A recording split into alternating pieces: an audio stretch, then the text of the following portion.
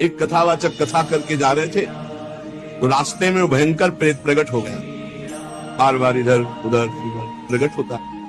कई बार घटना ऐसी देखी है, आंखों देखी है, वो तभी समझ में आता प्रेत है जब कभी इधर कभी इधर, कभी सामने कभी पीछे कभी आगे। अब वो तो एक पूर्व के समय में था, एक हाथ में लालटेन थी संध्या के समय, एक हाथ में पोथी थी भागवत की, वो छू सकता नहीं था, बार बार भयावह रूप रखता। उन्होंने कहा कि मैं लग गया है पता कि आप अधोगति को प्राप्त कोई जीव हो, प्रेत योनि को प्राप्त हो, थोड़ा तो डर लग रहा है हमें, पर हमें तुम छू नहीं सकते हो क्योंकि मैं नाम जपता हूं, मेरे साथ भागवत है। प्रेत ने आए समीप आकर कहा कि डर नहीं लग रहा तो मैं तुमसे बात करता हूं, मैं तुम्हें तंग करने नहीं आया।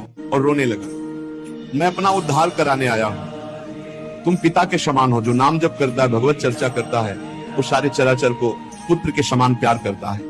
मैं भी तो आपका पुत्र हूं, मैं दुर्गति को प्राप्त हो गया हूं। आज तक मुझे ऐसा कोई दिखाई नहीं दिया जिससे मेरा कल्याण होता, आज आप दिखाई दिए जिससे मेरा कल्याण होगा।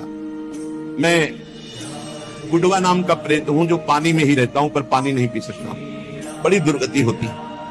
इसी तालाब में रहता हूं, रास्ते से निकलने वालों को देखता रहता हूं कि कोई ऐसा निकले जो मेरा उद्धार कर दे।